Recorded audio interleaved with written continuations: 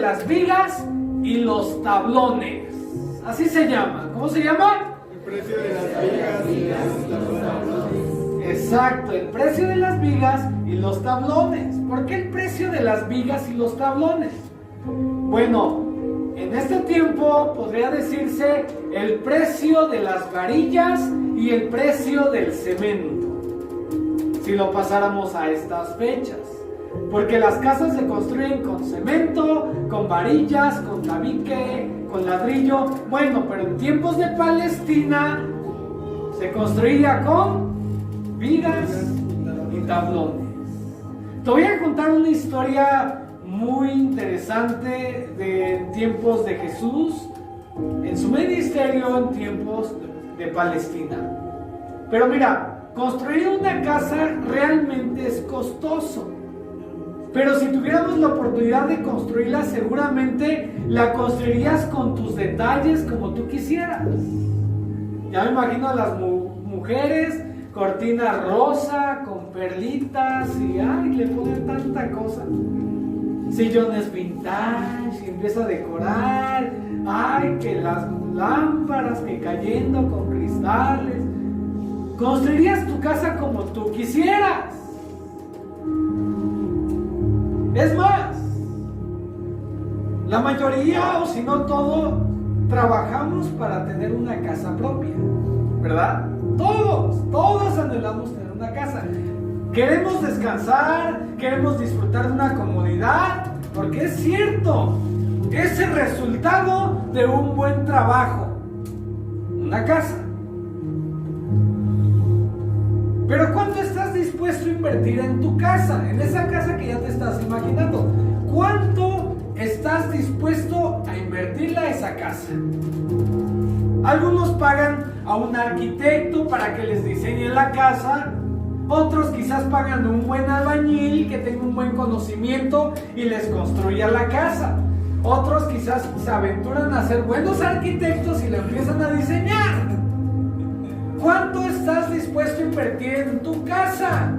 ¿Y cuál es el precio de esas vigas y de esas tarimas en tu casa? ¿Cuál es ese precio? Mira, somos una sociedad que pretendemos siempre salir adelante, siempre sobresalir. Incluso muchas veces hay personas que no les importa pisar al que se ponga enfrente con tal de salir adelante. La intención, dicen, es salir. Hay una frase legal que se usa mucho y es así: el fin justifica los medios. ¿Qué quiere decir esto? Que no importa cómo sea tu final, no importa cómo hayas llegado, tus medios están aquí. Si tú utilizaste y pisaste aquí dos guantes con tal de llegar acá, pero lograste llegar al éxito, esta frase te ayuda y te dice: no importan los medios, lo importante es llegar al fin. Pero mira, muchas veces sí importan los medios para saber llegar a un buen fin. ¿Cómo estás calculando los costos de tus vigas y tus tablones? La sociedad se ha vuelto egoísta, se ha vuelto personalista, ha empezado a buscar sus propios milagros, sus propias bendiciones, su propio bien, y no le importa lo demás. Hemos dejado de amar al prójimo. Amamos a Dios, intentamos amar a Dios, pero hemos dejado de amar al prójimo. Nos encanta ser el protagonista de todo. Nos encanta saber que nosotros somos exitosos, que a nosotros nos está yendo bien, que nosotros todo lo podemos. Y por eso hay muchos métodos y conferencistas de que tú puedes, eres exitoso, tú lo vas a lograr. Mira, vas a llegar a la cima, tú lo puedes todo, eres lo mejor. Y tú, sí, yo soy, yo puedo. ¿Te das cuenta? Han dejado de amar al prójimo. La gente se ha vuelto individualista y no les importa importa qué precio pagan por las vigas de su casa y por las tarimas de su casa. Solo les importa su casa, y aunque allá afuera las demás chozas estén cayendo. Hay una frase que puse en Facebook en la semana y te la voy a leer, y le puse así: no busques protagonismo, solo busca servir, no busques fama, pero si Dios te la da, úsala para llevar a más personas a su lado. No busques dinero, pero si Dios te la da, úsalo para alcanzar a más personas y bendecirlas.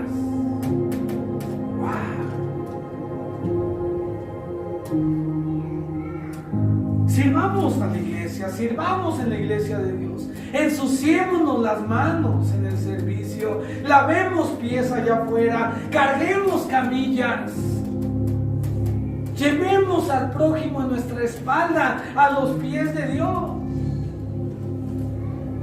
Eso es realmente ser un exitoso. Hubo hombres en el pasado que fueron exitosos y que fueron grandes empresarios. Pero ¿sabes por qué llegaron a ser grandes empresarios? Porque tenían una palabra que se llamaba humanidad. Eran humanos, humanistas. Les interesaba ayudar al prójimo.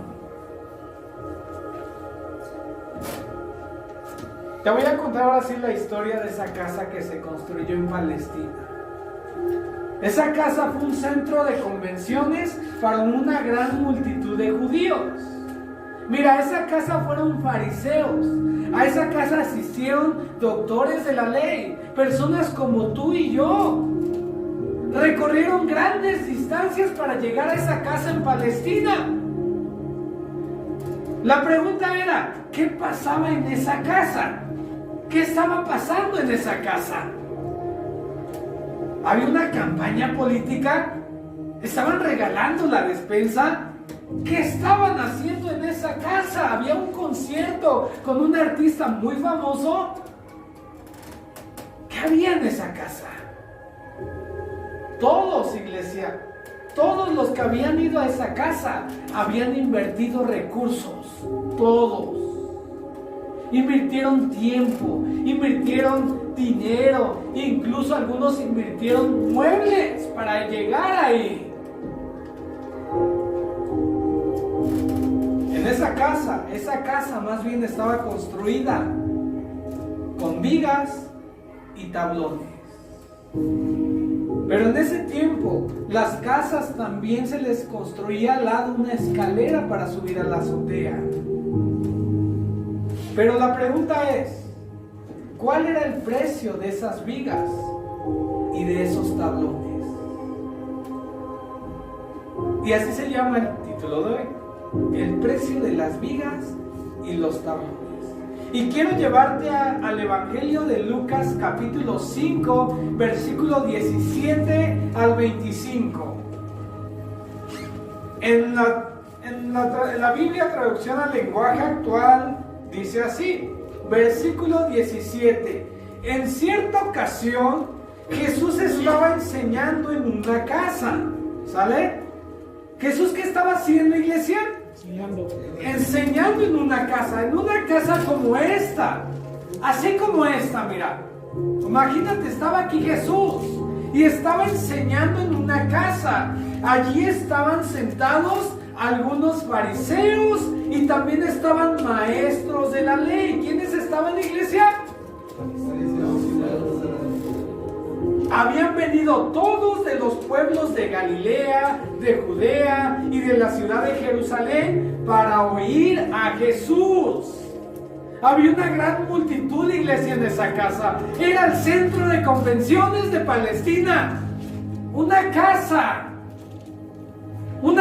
construida ¿con qué? Con vigas y tablones. Ahí estaban los fariseos, ahí estaban los doctores de la ley, ahí estaban mucha gente escuchando a Jesús.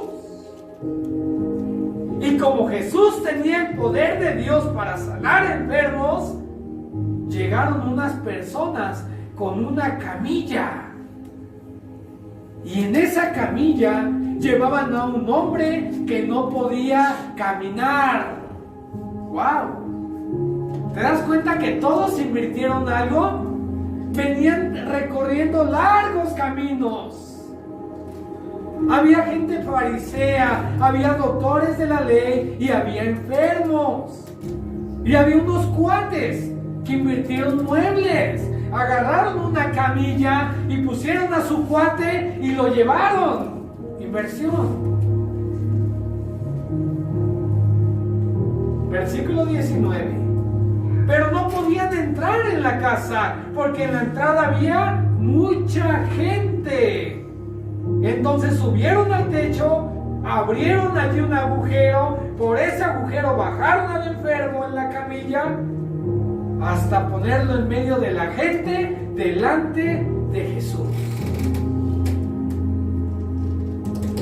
Cuando Jesús vio la gran confianza de aquellos hombres que tenían en él, le dijo al enfermo: amigo, te perdono de tus pecados. Los maestros de la ley y los fariseos pensaron: ¿y este quién se cree? ¡Qué barbaridad! Dice contra Dios. Solo Dios puede perdonar pecados. Jesús se dio cuenta de lo que estaban pensando y le preguntó: ¿por qué piensas así? Díganme, ¿qué es más fácil? ¿Perdonar a este enfermo o sanarlo? Bueno, ya leímos esa historia y solamente yo me imaginé cuando estaba leyendo, ¿y cuánto costaban esas tarimas y esos tablones? Ahorita lo vas a entender por qué hice esa pregunta. El precio de las vigas y los tablones. Mira, muchos piensan que Jesús solo vino a sanar. Muchos piensan que Jesús solamente vino a dar prosperidad. Muchos piensan que solamente vino a arreglar todo tipo de situación familiar. Otros piensan que Jesús solamente vino a dar tranquilidad y paz. Pero ¿sabes algo? Jesús también vino a enseñarnos cómo tomar la cruz cada día. Y ese es el problema de mucha gente actualmente, que busca prosperidad, que busca paz, que busca tranquilidad, que busca estar bien consigo mismo, que busca tener un negocio exitoso, pero no quiere tomar la cruz cada día. En ese centro de convenciones de Palestina, mucha gente iban fariseos, iban doctores de la ley, iban enfermos, todos iban con un propósito, todos iban con una necesidad, iglesia. ¿Por qué necesidad estás buscando a Jesús? Muchos deseaban ser bendecidos, ser prosperados, ser sanados, pero nadie quería un compromiso con Jesús. Nadie quería un compromiso. Incluso en tiempos de Jesús, muchos lo seguían solo porque Jesús les daba de comer. Jesús mismo lo dijo: ustedes solo me siguen porque yo les doy de comer. ¿Por qué sanaba? Porque traía tranquilidad momentánea a sus corazones. ¿Qué precio le das en servir a nuestro Dios? ¿Qué precio le estás dando tú en el servicio a Dios? Incluso los fariseos, iglesia, incluso gente que no creía en Jesús tuvo que pagar un precio. ¿Por qué nosotros no podemos pagar un precio por el servicio a Jesús? ¿Por qué nosotros que nos decimos amar a Dios no queremos pagar precios? Un fariseo pagó el precio, un escriba pagó el precio, un enfermo pagó el precio. ¿Sabes?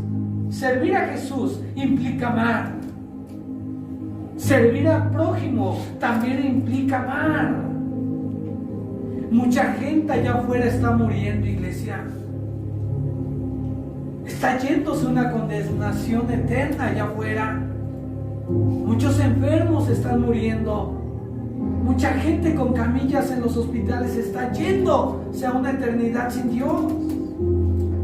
Mucha gente está desesperada allá afuera por problemas en casa, divorcios, separaciones.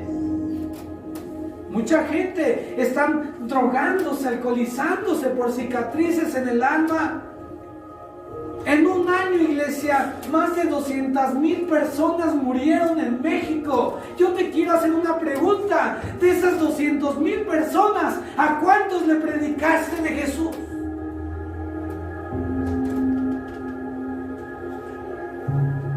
Mucha gente se está yendo. ¿De qué manera estás buscando tú a Jesús?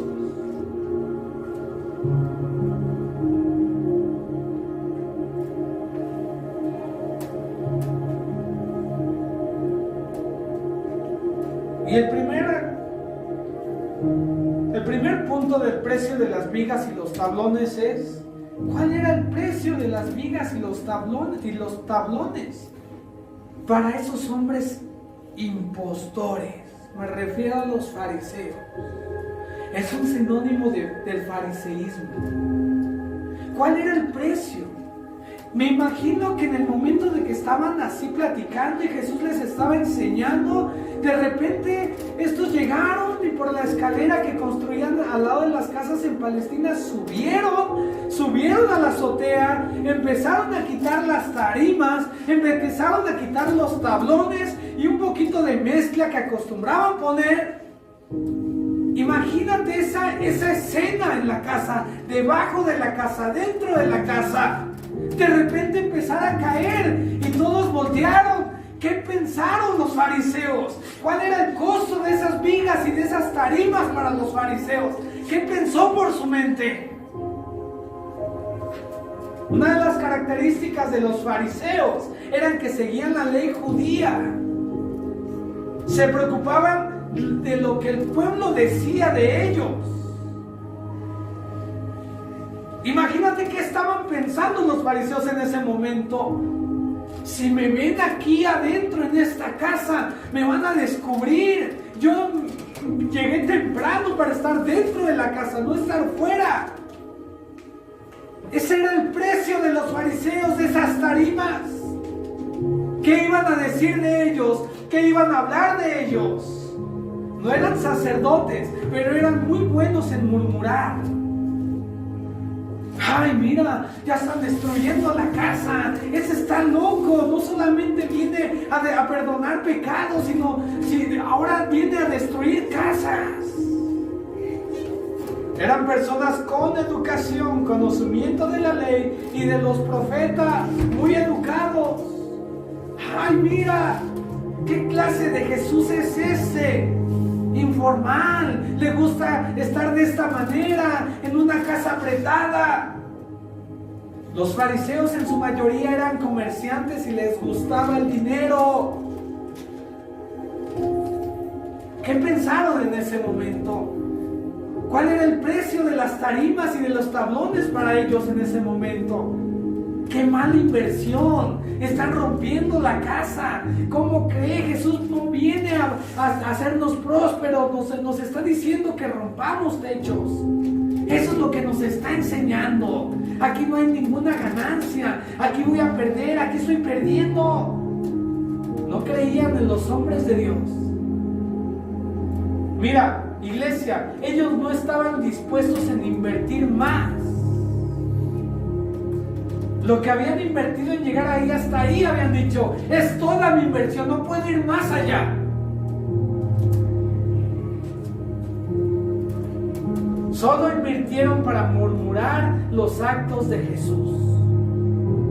Solo invirtieron para tener más conocimiento en la vida. Sí, dijeron, yo voy a pagar mi pasaje hasta Palestina, no importa, quiero aprender algo de ahí, quiero saber algo de tal Jesús.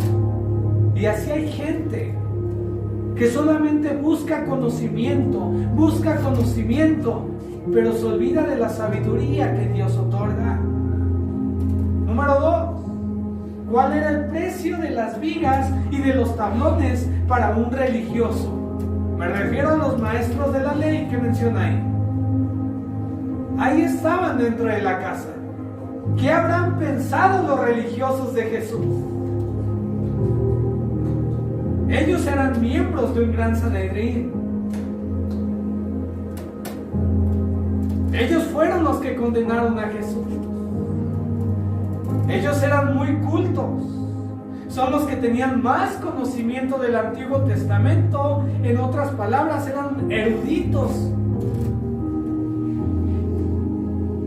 Eran gente sabia. Les gustaba castigar a las personas que no se sujetaran a las leyes mosaicas. Les encantaba castigar, les encantaba disciplinar. Ellos quizás estaban pensando, saliendo de aquí, vamos a castigar a Jesús por ser sus blasfemas, su blasfemia que ha dicho. Ese era el precio para ellos, ese momento. Pero mira, el tercer punto es cuál era el precio de las vigas y los tablones para alguien que ama la obra. ¿Cuál será el precio para esas personas que amamos la obra de Dios? ¿Cuál es el precio? Bueno, esos que aman la obra eran esos amigos que no les importó, que invirtieron, que tomaron una camilla, que agarraron a su amigo, que llegaron y dijeron, no hay espacio, no importa, súbete, allá arriba vemos cómo lo hacemos. Decidieron, iglesia, invertir en su amigo. Ese era el precio para ellos, una inversión en el prójimo. Tuvieron una buena intención, no les importó qué bienes tuvieron que invertir, qué bienes tuvieron que dar.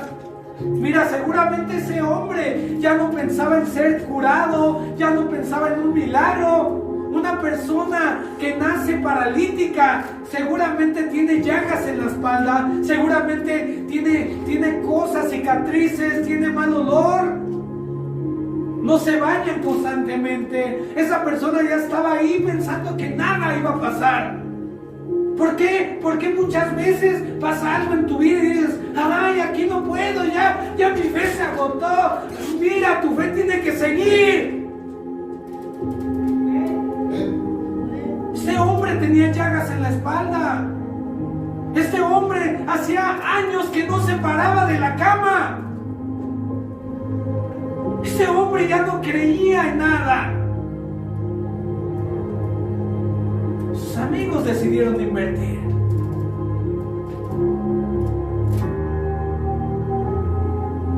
No les importó invertir en un largo camino esforzándose, cargando al amigo en una camilla. No buscaron ganancias. Ellos solamente querían regresar con un milagro. Ellos querían cambiar la perspectiva de su amigo. No les importó el precio que le darían a las vigas y a los tablones los fariseos. No les importó qué precio le darían los maestros de la ley. No les importó la multitud que ahí estaba. No les importó quizás que dijeran, bueno, pues al final vamos a pagar esa casa. No les importó. Ese era el precio de estas personas que amaban la obra, hacia esas vigas y hacia esas tarimas. El precio de las vigas y los tablones para ellos era el precio de un milagro.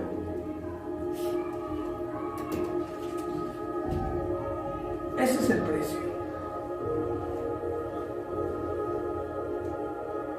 ¿Cómo estás invirtiendo? ¿Qué te está deteniendo? ¿En qué posición te encuentras? ¿En la posición de un fariseo? ¿En la posición de un maestro de la ley?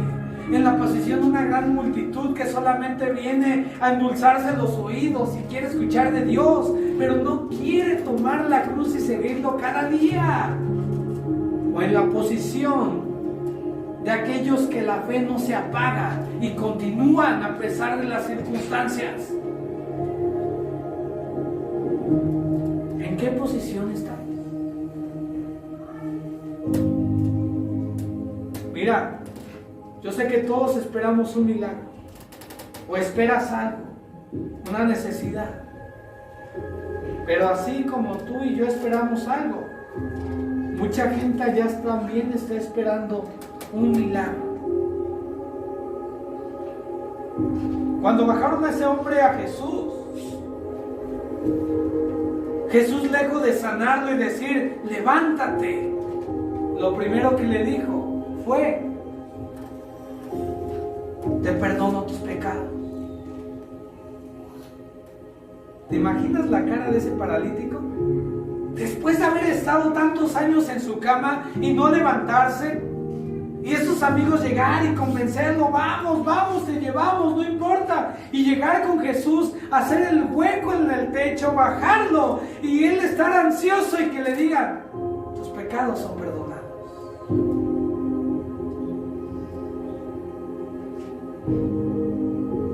Yo creo que es lo mismo, y el mismo mensaje para la iglesia. Antes del milagro, antes de la necesidad que buscas con tanta fuerza, busca que Dios perdone tus pecados. No vas a poder conseguir el milagro, no vas a poder conseguir lo que tanto anhelas si no te pones a cuentas con Dios.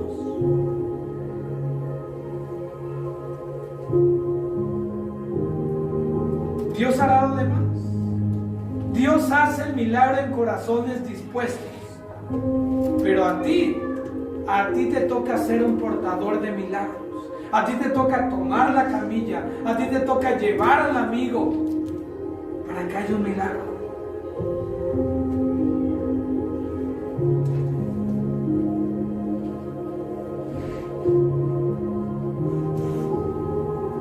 Tú no eres el protagonista de esto. El protagonista es Jesús. Busca al autor de milagros. Busca al que perdona pecados. Busca al que puede hacer milagros. Los fariseos y los doctores de la ley dijeron, ¿cómo te atreves a decir que tú puedes perdonar pecados cuando solamente Dios lo puede hacer? ¿Cómo te atreves a hacerlo? Mira, para Dios es más fácil hacer milagros de verdad. Lo que para ti te cuesta mucho trabajo y quizás estás batallando por un milagro, para Dios es lo más sencillo. Por eso yo me paré y dije, es un dolor de espalda, es algo sencillo para Dios. Los milagros para Dios es lo más sencillo. Lo más complicado es su corazón endurecido. Él perdonó sus pecados y después le dijo, levántate y anda. Esta historia termina diciendo que el paralítico se levantó. ¿Y qué crees? ¿Qué hizo? La Biblia dice que se levantó, tomó la camilla y ¿qué hizo? Se fue. Interesante. O sea, se levanta y dice, pues presta la camilla porque yo me voy hasta con la camilla que fue parte de mi milagro. Y ahí nos vemos.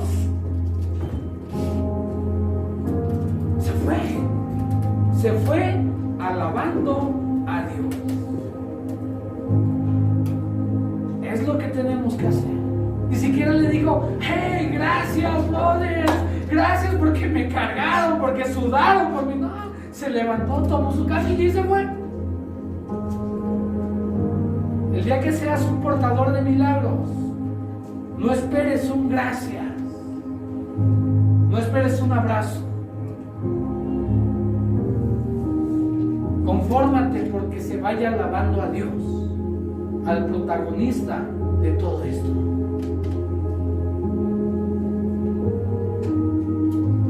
Voy a orar, quiero que te pongas de pie.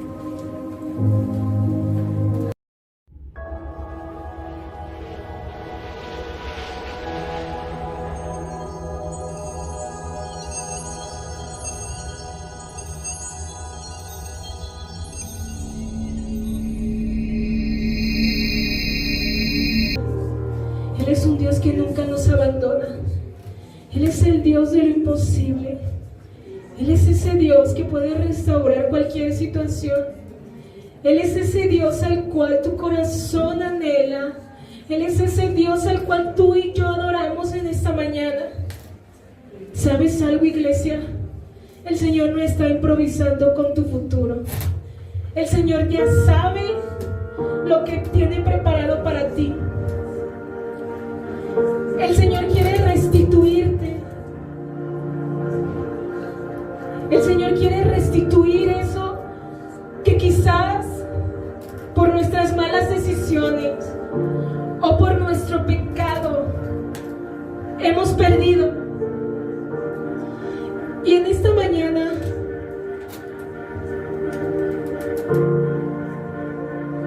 quiero que dispongamos nuestro corazón, que cerremos nuestros ojos y que podamos apreciar la presencia de Dios, porque el Señor está en este lugar. El Señor está aquí. Hoy yo lo creo. Yo sé que Él está aquí porque hay corazones que le hemos adorado genuinamente. Pero ¿sabes? El Señor no solamente quiere que lo sientas en esta mañana. El Señor quiere ir contigo a donde quiera que tú vayas. Es por eso que hoy vamos a echar fuera el pecado de nuestras vidas. Yo sé que hay pecados que no hemos confesado delante del Padre.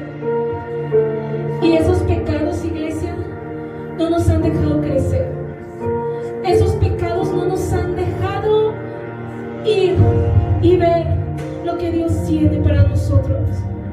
Porque el pecado muchas veces nos avergüenza. Porque el pecado muchas veces es un obstáculo para que Dios nos bendiga. Y en esta mañana vamos a empezar a reconocer nuestro pecado. Quizás hay en tu corazón egoísmo. Quizás le has faltado a tu esposa, a tus padres, a tus hijos. Quizás has estado viendo pornografía. Quizás has estado mintiendo. Quizás tienes ganancias deshonestas.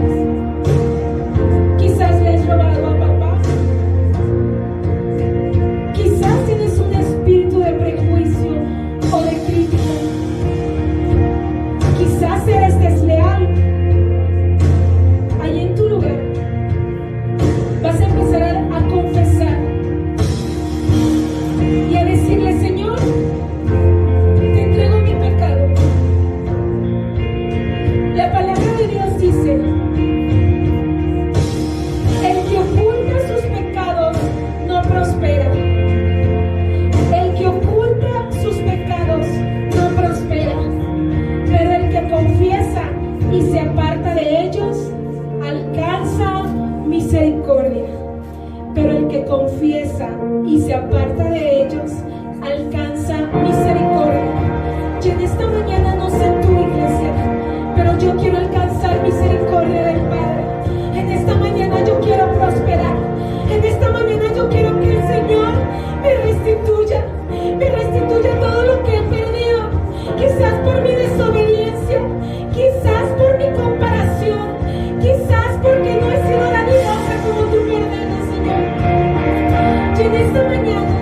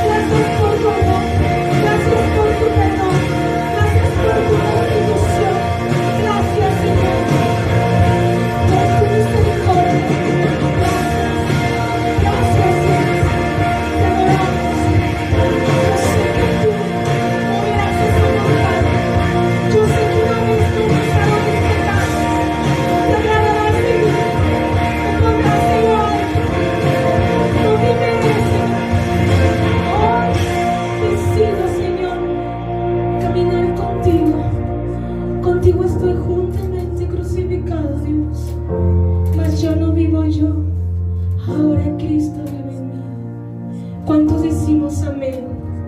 Amén y amén. Gracias, Señor. En el nombre de tu Hijo amado y todos juntos.